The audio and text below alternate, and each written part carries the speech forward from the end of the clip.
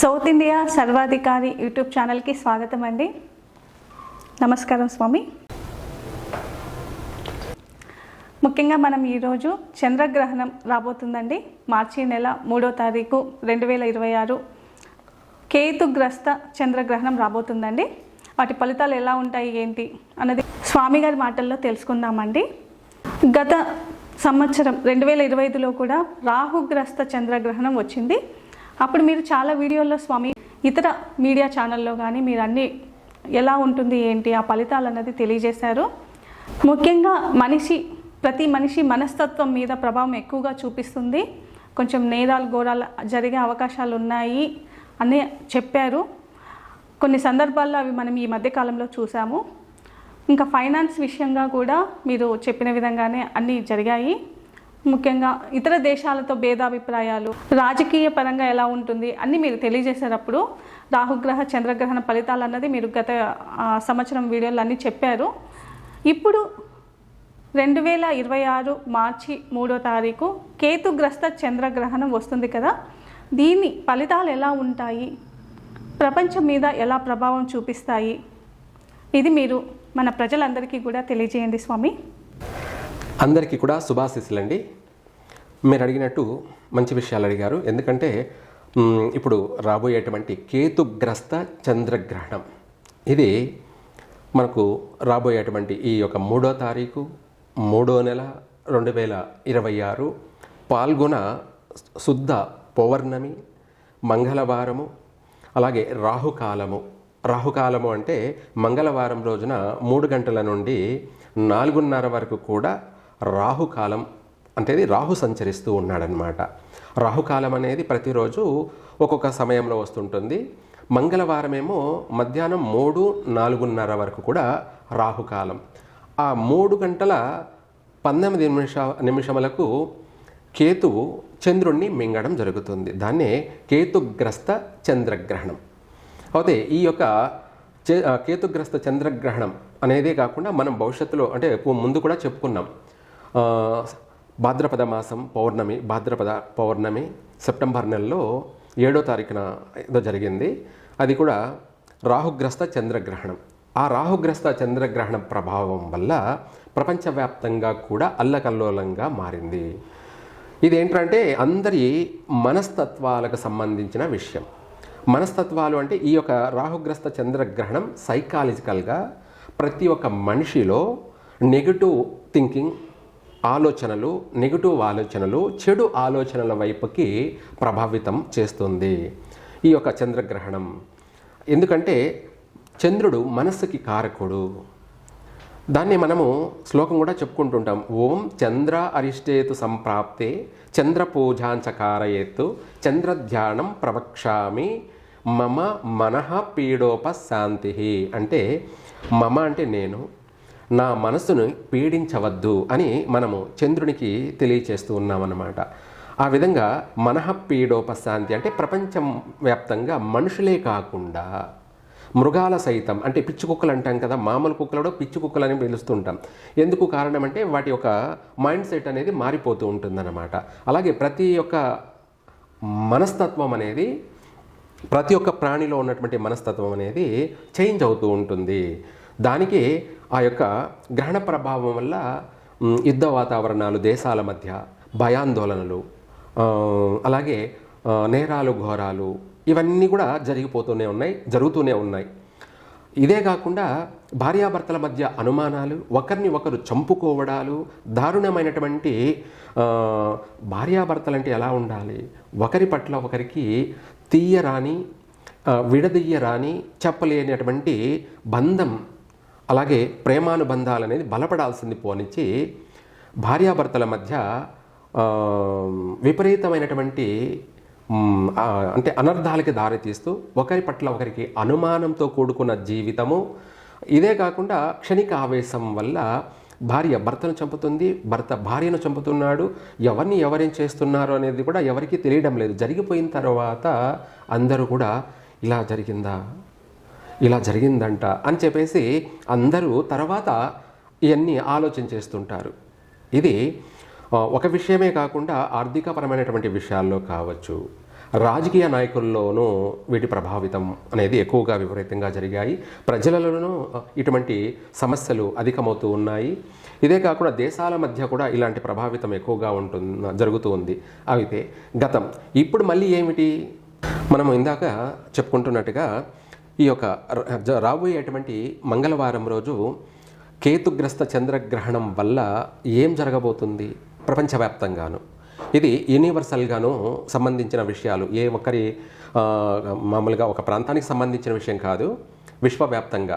ఈ యొక్క చంద్రగ్రహణం మంగళవారము కుజుడు అధిపతి, అలాగే రాహుకాలము ఆ సమయము రాహు అధిపతి, అలాగే ఇక్కడ మళ్ళీ మనకు ఛాయాగ్రహణం ఎవరు కేతువు, ఈయన వచ్చేసి ఒక మృత్యుదేవత. ఛాయాగ్రహణము ఓం ధూమ్రవర్ణాయ విద్మహే వికృతనానాయ ధీమహి తన్నో కేతు ప్రచోదయాత్ అంటే ధూమ్రం ఒక పొగ, వికృతనానాయ ధీమహి అంటే అది ఎట్లా పోతుందో ఎలా వస్తుందో అనేది ఎవరికి అర్థం కాని విషయం, అంతు చిక్కని రహస్యం. అలాగే ఈ విధంగా చెప్పుకుంటూ పోతుంటే కేతు వచ్చేసి ఒక మృత్యుదేవత లాంటి వాడు, ఛాయాగ్రహణం. అలాగే చంద్రుడు మనసుకు సంబంధించినటువంటి కారకుడు. మంగళవారం పౌర్ణమి తిథి, పౌర్ణమి తిథికి చంద్రుడు అధిపతి. మంగళవారం రోజు పౌర్ణమి, చంద్రుడు కుజగ్రహము ఇద్దరు కూడాను సైకాలజికల్గా ఎక్కువగా థింకింగ్ చేయడము, ఆలోచనలు, విపరీతమైనటువంటి ఆలోచనలు, అనుమానాలు, తర్వాత డ్రీమ్స్ ఎక్కువగా ఉంటుంటాయి. ఈ వారము చంద్రుడు యొక్క కలయికే. దాంతోపాటు రాహువు ఇటు కేతుగ్రస్త చంద్రగ్రహణం, రాహుకాల సమయం. దీనివల్ల ఏం జరగబోతుంది అంటే 1వ తారీఖు నుంచి 3వ తారీఖు వరకు కూడా చెప్పాలంటే ప్రపంచవ్యాప్తంగా విదేశాలలో భూకంపాలు సంభవించే అవకాశం ఉంది. అది కూడా పెద్ద బలమైనటువంటి భయంకరమైనటువంటి భూకంపాలు సంభవించబోయే అవకాశం అన్నా ఉంది. లేదంటే దేశాల మధ్య యుద్ధ వాతావరణాలు కూడా జరగబోయే అవకాశము ఉంది. లేదా యుద్ధ భయాలు కలగచేసే అవకాశము ఉంది. ఈ మూడిట్లో ఏదో ఒక సమస్య జరగబోయే అవకాశం ఉంది. అందులో భూకంపమే ఎక్కువగా జరిగే అవకాశం అధికంగా ఉండే అవకాశం ఉంది. ఇంకా చెప్పాలంటే మన భారతదేశంలో కూడా ఈ యొక్క ఆదివారం, సోమవారం, మంగళవారం ఆ రాహుకాల సమయంలో కూడా మన భారతదేశంలోని కొన్ని చోట్ల కొన్ని ప్రాంతాలలో కూడా భూకంపం సంభవించే అవకాశం ఉంది. ఇది కూడా దాదాపు 5.2 కానీ లేదంటే 4.7 కానీ అనే ఇటువంటి భూకంప నమోదు కూడా జరిగే అవకాశము ఉంది. అంటే స్వామి, మీరు పోయిన సంవత్సరం కూడా చంద్రగ్రహణం అప్పుడు మీరు డేట్తో సహా చెప్పారు స్వామి, అన్ని మీడియా ఛానల్లో చెప్పారు. అదేవిధంగా కరెక్ట్ టైము, ఆ డేటు అన్నీ కూడా మనకు అంత పర్ఫెక్ట్గా తెలుస్తాయి అంటారు? తప్పకుండా. మనకు యూనివర్సల్గా ఎన్నో ఇప్పుడు నక్షత్రాలు అంతరిక్షంలో చూసుకుంటే కోట్ల నక్షత్రాలు ఉంటాయి. కానీ కొన్ని కోట్ల నక్షత్రాలుతో మనకు సంబంధం లేదు. అందులో మనకు ప్రధానంగా 27 నక్షత్రాలు మాత్రమే ప్రభావితం ఉంటుందన్నమాట. ఆ 27 నక్షత్రాలే మనం ప్రామాణికంగా పరిగణలోకి తీసుకుంటాం. అలాగే గ్రహాలు కూడా ఎన్నో గెలాక్సీలు ఉన్నాయి, ఎన్నో గోళాలు ఉన్నాయి, వాటన్నిటితో మనకు సంబంధం లేదు. ప్రధానంగా మనం ఇక్కడ తీసుకోవాల్సింది ఈ యొక్క 7 గ్రహాలు మాత్రమే మెయిన్ ప్రధానంగా. అయితే ఈ ఛాయాగ్రహాలు వీటి ప్రభావం ఏమిటి అనేది ఇప్పుడు మనం వాళ్ళందరినీ కూడా మనము ఆధ్యాత్మిక భావంతో, దాన్ని మనం సిక్స్త్ సెన్స్ అంటారు కూడాను, ఆధ్యాత్మిక భావంతోనూ బయోస్కోప్తో చూసి చెప్పడం ఒకటి, లేదా మనకు జ్ఞానం, ఆ జ్ఞానం అనే మెమొరీ పవర్తో చూసి కూడా చెప్పే అవకాశం అనేది ఎక్కువగా ఉంటుంది. అయితే ఈ జ్ఞానము అనే మెమొరీ పవర్ ఏంటి? పరకాయ ప్రవేశం అంటారు. ఏమంటారు? పరకాయ ప్రవేశం. పరకాయ ప్రవేశం అంటే మనం రాత్రి నిద్రపోతుంటే మన ఆత్మ మొత్తం ప్రపంచ విశ్వాన్ని అంతా కూడా చుట్టేసి వస్తూ ఉంటుంది. అప్పుడే ఆ ఆత్మ అనేది మొత్తం అన్నిటినీ కూడా గ్రహించగలుగుతూ ఉంటుంది. శబ్దధ్వని ఏదైనా సరే ప్రతిదీ ఒక నిషిద్ధమైనటువంటి సమయం రాత్రి వేళ, ఆ సమయంలో ప్రతిదాన్ని కూడా కరెక్ట్గా క్షుణ్ణంగా ఆత్మ అనేది పసిగడుతూ ఉంటుంది, గ్రహిస్తూ ఉంటుంది. మన బాడీ మాత్రమే, మన శరీరం మాత్రమే నిద్రావస్థలోకి వెళ్ళిపోయింది, కానీ ఆత్మ మాత్రము ప్రపంచాన్ని లెక్కగడుతూ ఉంటుంది. ప్రపంచాన్ని అంతా కూడా అవగాహన చేసుకుంటూ ప్రపంచంలో జరగబోయేటువంటి వింతలు, విచిత్రాలు, ఉపద్రవాలు, రాబోయేటువంటి భూకంపాలు, ప్రళయాలు, ఎటువంటి ఏవేవైనా రాబోయే వాటన్నిటిని కూడా పసిగడుతూ ఉంటుంది ఆత్మ. మనమే కాదు, ఒక భైరవుడు అంటే కుక్క కూడా పసిగడుతూనే ఉంటుంది. ఓకే, అందుకే కుక్కలకు కూడా భూకంపాలు, రాబోయే సునామీల గురించి ముందే తెలుస్తాయని వాస్తవం. భైరవుడు అంటారనమాట. కుక్కలకి తెలుస్తూ ఉంటాయి, పక్షులకి తెలుస్తూ ఉంటాయి. ఇలా చెప్పుకుంటూ పోతుంటే చాలా వాటికి తెలుస్తూ ఉంటుంది. అంతకంటే మించి మానవుడు ఇంకా అప్డేట్ అనమాట. అంతకంటే మించి కూడా ఎక్కువగా ఎప్పుడో జరగబోయేదాన్ని కూడా ముందే గమనించగలడు, గ్రహించగలడు. అయితే కొంతమంది దాన్ని జరుగుతుందా లేదా అని అనుమానంతో సందేహపడుతూ ఉంటారు. కొంతమంది దాన్ని కరెక్ట్గా దాన్ని నాడి తెలిసిన వాడు పట్టుకోగలుగుతాడు, దాన్ని గ్రహించగలుగుతాడు, దాన్ని గెస్ చేసి ఇది జరగబోతుంది అని నిర్ధారణ చేసుకుంటాడు. ఆ నిర్ధారణ చేసుకునేదే కూడా జరుగుతూ ఉంటుంది. అయితే ఒకవేళ సమయం అనేది అటు ఇటు కావచ్చు, కానీ జరిగేది మాత్రం వాస్తవం. అయితే ఇదంతా కూడా కారణం ఏమిటంటే మనము ఈ చంద్రగ్రహణం వల్ల రేపు ఏం జరగబోతుంది అనే దాని గురించి ముందే మనం జాగ్రత్త పడాలి అనేది కూడా తెలుసుకోవడం. ఈ యొక్క ఇందాక చెప్పుకున్నట్టుగా మంగళవారము రాహుకాల సమయము మధ్యాహ్నం 3:19 నుంచి 3:19 నుంచి రాత్రి 6:30 తర్వాత వరకు కూడా ఈ యొక్క గ్రహణ సమయం. అయితే ఈ ప్రారంభము మధ్యలో నిమిషకాలము లేదంటే ఆద్యంతము అనే సంపూర్ణ గ్రహణము. ఈ యొక్క సంపూర్ణ ఈ గ్రహణంలో ఈ జరగబోయేటువంటి దాని ప్రభావం వల్ల ప్రపంచవ్యాప్తంగా మనుషుల యొక్క మనస్తత్వాలు ఎప్పుడు ఎలా ఉంటారో ఊహించలేం. ఎవరు ఎప్పుడు ఎలా మారతారో కూడా ఊహించలేం. అంటే ఈ క్షణంలో మనం ఆలోచిస్తున్న ఆలోచన మరో క్షణంలో మారిపోతూ ఉంటారనమాట. అంటే చిత్తం క్షణం మాయం అన్నట్టుగా ఒకటి. దానివల్ల ఏం జరుగుతుంది అనేది కూడా ఎవరు ఊహించలేరు. నిలకడైనటువంటి మనస్తత్వం ఉండదు. తదుపరి రెండో విషయం ఏమిటంటే అంటే ఆలోచించింది చెడు నెగిటివ్ వైపు ఎక్కువగా ఆలోచిస్తారు. ఆలోచించిన ఆ నెగిటివ్నే చేయడానికి ఇష్టపడతారు. ఆ నెగిటివ్ చేసేసిన తర్వాత బాధపడుతుంటారు. మూడో విషయం ఏమిటంటే ప్రపంచం పైన భూకంపాలు జరగబోయే అధికంగా ఉంది. ఈ భూకంపాలు జరగబోయే అవకాశాలు అధికంగా ఉంది. ఎందుకంటే ఈ గ్రహణ ప్రభావం అనేది ఒక మ్యాగ్నెట్ అయస్కాంతం లాంటిదన్నమాట. అది భూమిపైన ప్రభావితం ఉంటుంది. ఇప్పుడు మనము ఒక ఇనుమును తీసుకొచ్చి ఒక మ్యాగ్నెట్ దగ్గర పెడితే ఏమవుతుంది? ఆ మ్యాగ్నెట్ ఆకర్షిస్తూ ఉంటుంది. అలాగే ఒక మనిషిని కూడా ఆకర్షిస్తూ ఉంటారు. అలాగే ఈ యొక్క గ్రహణ ప్రభావం అనేది భూమిని ఆకర్షిస్తూ ఉంటుంది. ఈ ఆకర్షణలో భూమి కంపించే అవకాశము ఉంది. భూమి కదిలే అవకాశం, భూమి కంపించడం అంటారు దాన్ని. దానివల్ల భూకంపం సంభవించే అవకాశం ఉంది. ఈ భూకంపం వల్ల అధికమైనటువంటి ఆర్థిక నష్టం జరిగే అవకాశము ఉంది. అంతేకాకుండా ప్రాణ నష్టం కూడా అధికంగా జరిగే అవకాశం ఉంది. ఆల్రెడీ ఇప్పుడు జరుగుతూనే ఉన్నాయి. ఎక్కువగా అడవులు తగలబడము, ఇవన్నీ ముందే మనం ప్రతిదీ చెప్పుకుంటూ వస్తున్నాం. ప్రతి ఛానల్లో కూడా, టీవీ ఛానల్స్లో కానీ లేదంటే యూట్యూబ్ ఛానల్స్లో కానీ అన్నింటిలో కూడా ప్రతిదీ మనం జరుగుతున్నది అన్నీ కూడా ముందే చెప్తున్నాం కూడా. అయితే ఎందుకు ఇవన్నీ చెప్తున్నామంటే జాగ్రత్తగా ఉండండి, తప్పించుకు తిరుగుబాటు దన్నిటి సుమి అని రాబోయే ఈ సమస్యల నుంచి తెలివైన వాడు తప్పించుకొని బయటపడుతూ ఉంటాడు. రేపు మనకి మార్చి నెల 3వ తారీఖు 2026 కేతుగ్రస్త చంద్రగ్రహణం ఫలితాలు కూడా ఎలా ఉంటాయి స్వామి? దాని నుంచి ప్రజలకు ఏమైనా మీరు దాని నుంచి బయటపడడానికి తెలియచేద్దాం. మనం చెప్పుకుంటున్నట్టుగా ప్రతి విషయంలో కూడా ప్రతి విషయం ఈ గ్రహణం ప్రభావం ఎలా ఉంటుంది అనేది తెలుసుకుంటున్నాము. అందులో భాగంగా మీరు అడిగినట్టుగా ప్రజలకు మనం ఏమిటి మెసేజ్ ఇస్తున్నాం, ఎలాంటి మెసేజ్ ఇస్తున్నాం అనే విషయం కూడా మనం పూర్తిగా తెలుసుకుందాం.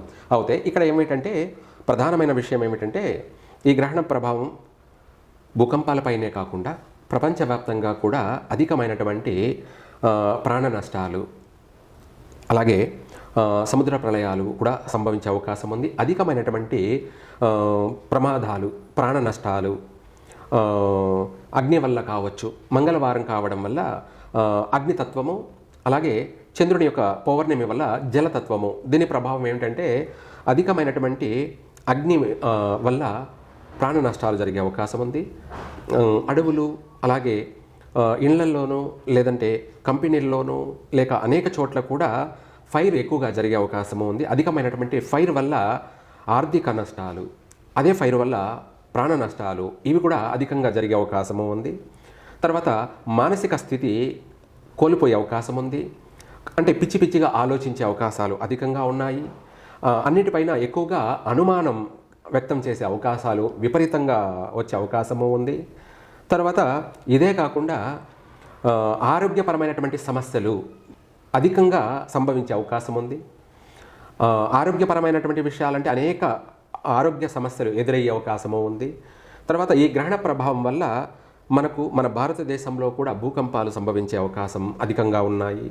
మొత్తం మీద ఓవరాల్గా చూసుకుంటే ఈ చంద్రగ్రహణ ప్రభావం ఇక్కడ మనకు ఆదివారము, సోమవారం, మంగళవారం 3 రోజుల్లో కూడా భూకంపాలు సంభవించే అవకాశమే అధికంగా కనపడుతుంది. మన భారతదేశంలో కొన్ని ప్రాంతాలలో అధికంగా సంభవించే ఢిల్లీలో, కోల్కతాలో కానీ, బొంబాయి మహానగరంలో కానీ, మన తెలంగాణలో కూడా స్వల్పంగా వచ్చే అవకాశాలు కూడా కనపడుతున్నాయి. విదేశాలలో అయితే 100% జరిగే అవకాశమే ఉంది. ఎందుకంటే అక్కడ పాపం అనేది ఎక్కువగా ఉంది కాబట్టి అక్కడ ప్రక్షాళన జరిగే అవకాశాలు ఉన్నాయి. అయితే ఇంకా కూడా చెప్పాలంటే ఈ గ్రహణం వల్ల అధికమైనటువంటి ప్రపంచవ్యాప్తంగా ఎక్కడ ఏం జరుగుతుంది, ఎప్పుడు ఏం జరగబోతుంది అనేది కూడా ఊహించని విధంగా ఉంటుంది. ఎందుకంటే ప్రపంచవ్యాప్తంగా అపసవ్య కాల సర్పదోషము 1, మంగళవారము 1, 2, అలాగే రాహుకాలము 3, అలాగే పౌర్ణమి తిథి కూడుకొని ఆ రోజు చంద్రుడు అధిపతి కాబట్టి కేతు ఆయన మింగుతున్నాడు కాబట్టి దాన్ని కేతుగ్రస్త చంద్రగ్రహణము. ఇవన్నీ కూడా నక్షత్రం చూసుకుంటేనేమో పుబ్బా నక్షత్రము, పూర్వ పాల్గొని నక్షత్రము, నక్షత్రాధిపతి శుక్రుడు. రాశి చూసుకుంటేనేమో సింహరాశి, రాశ్యాధిపతి సూర్యుడు. ఇక్కడ రాసుల వారుగా చూసుకుంటే సింహరాశి వాళ్ళు 100% ఈ యొక్క గ్రహణాన్ని ఎవరు చూడకూడదు. ఈ సింహరాశి వాళ్ళు ప్రధానంగా ఈ గ్రహణాన్ని 100% ఒక గర్భవతులే కాదు, మామూలుగా సింహరాశిలో పుట్టిన వాళ్ళు ఎవరైనా కూడా చూడకూడదు.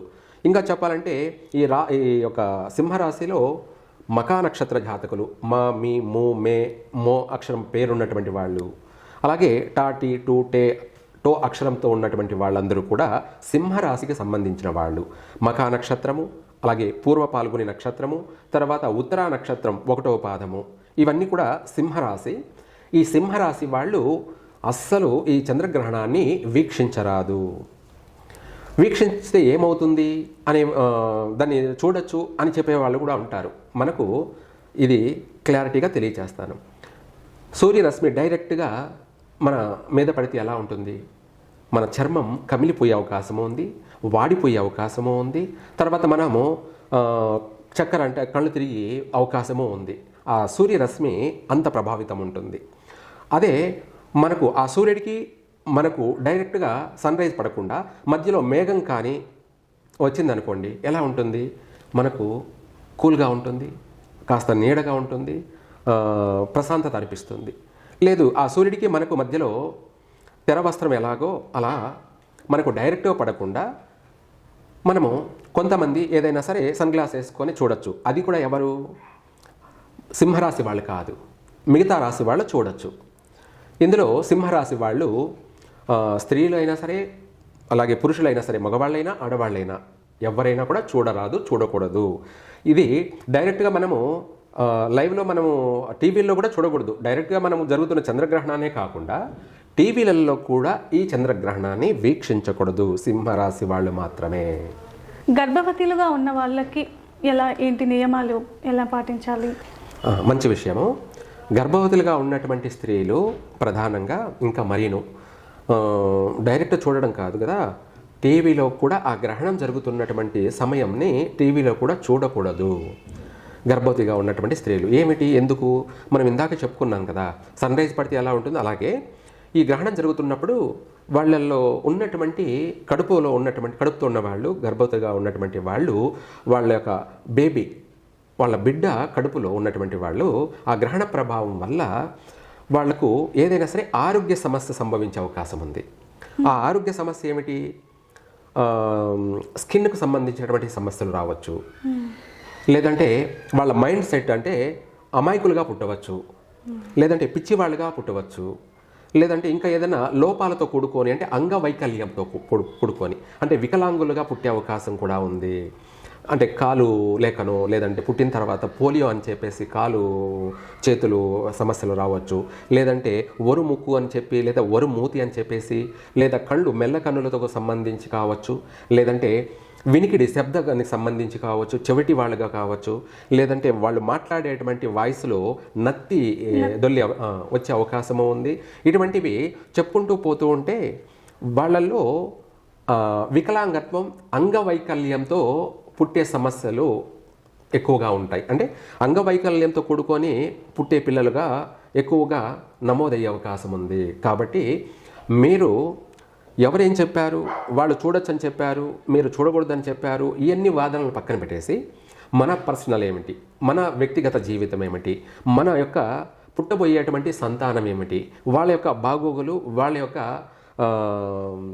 వాళ్ళు అందంగా పుట్టాలి, ఆరోగ్యంగానూ పుట్టాలి. కాబట్టి మన వ్యక్తిగత జీవితాన్ని మనం చూసుకోవాలి. వీళ్ళ గురించి వాళ్ళ గురించి ఒకరి గురించి ఒకరు వాదోపవాదాలను పెట్టుకొని మనం నష్టాన్ని కలగ చేసుకోవడం కన్నా మనం ప్రశాంతంగా మనశ్శాంతిగా మనము మన సంతాన విషయాన్ని మనం జాగ్రత్తగా కాపాడుకోవాలి. ఇది గర్భవతులుగా ఉన్నటువంటి స్త్రీలు పాటించాల్సిన నియమాలు.